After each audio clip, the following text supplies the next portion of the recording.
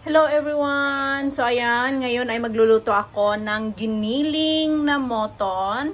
So ayan, ito na yung aking mga ingrediente.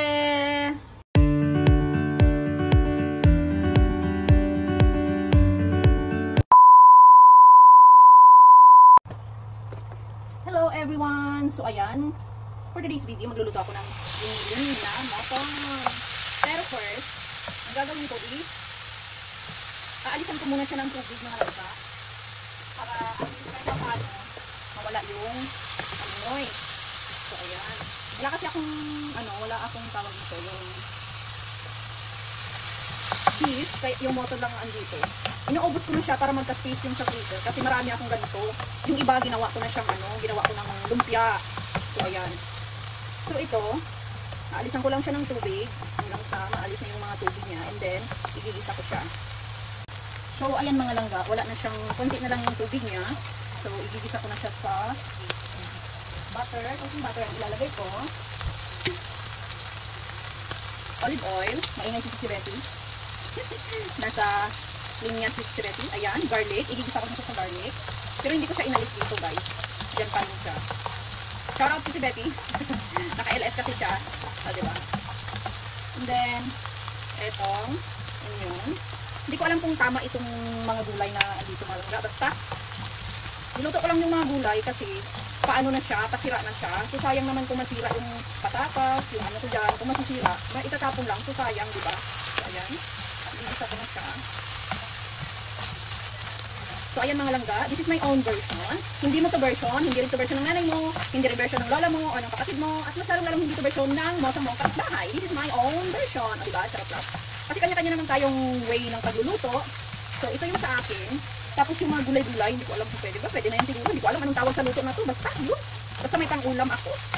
Makakabusog at hindi nakakalason. Sold na. Swak sa pang-lasa ko. O, yun. O, diba? So, ayan. Hindi ko lalagay ko itong sibuyas na to. May ako na ilagay yung iba. Tapos, black pepper. Maraming black pepper kasi walang sili ito ngayon kasi hindi ko siya naglagay ng sili, diba? Tapos mix. And then ilalagay ko na yung carrots.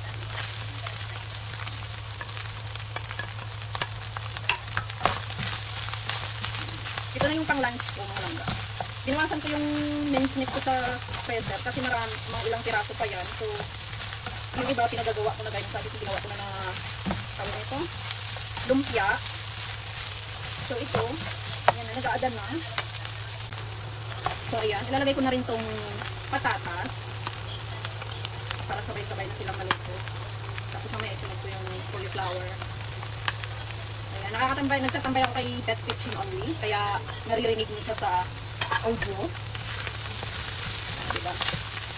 Dalawang patatas to kasi yung patatas ko is pasira na.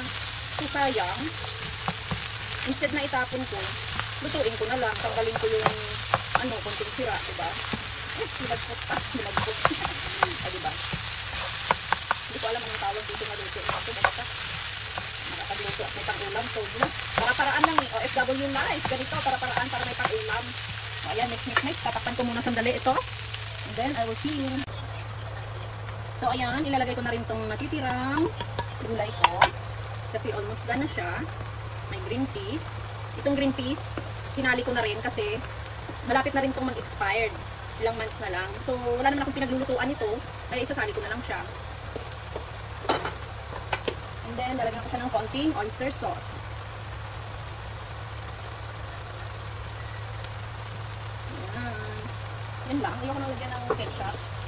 Tapos, lalagyan ko ng asin.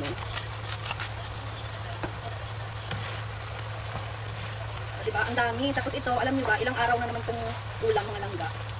Yung ulam ko to. Ilang araw na naman. Ayan. Malapit na maluto. At ako'y gutom na rin. Wait lang. So, ayan mga langga. Luto na yung aking ulam. Yung aking giniling na moton. Luto na siya. Ready to eat na akit mga langga at ako'y gutom na. Almost 5, magsi 6 PM na. Wait time. So ayan, hinalo ko na yung mga gulay-gulay para hindi masayang, o diba? Kasi sayang kapag itapon eh. So, ayan, ready to eat na si Akech, mga langga. O, diba? Pantawid gutom. Ayan, ang aking ulam. Kakain na ako. Ayan, mga langga, luto na yung aking ulam. So, ayan, ako'y kakain na at ako'y gutom na. Magsi 6 PM na quiet time. So, ayan, tara, kain tayo, mga langga. Thank you, Lord, for this food. Here you go! Ito na yung aking ulam. So, ayan, kain tayo, mga langga. Thank you so much for this food. Bismillah. Let's eat. Diba? Pantawid, pantawid gutom. OFW life, kahit ano na lang, basta merong maulam, o diba? So, ayan, thank you so much for watching this video, mga langga. At sa hindi pa naka-follow, please like, comment, subscribe, at bell all na rin para ma-notify kayo sa mga bago kong upload videos. Thank you so much for watching, mga langga. I love you guys. Babush! Thank you everyone and God bless!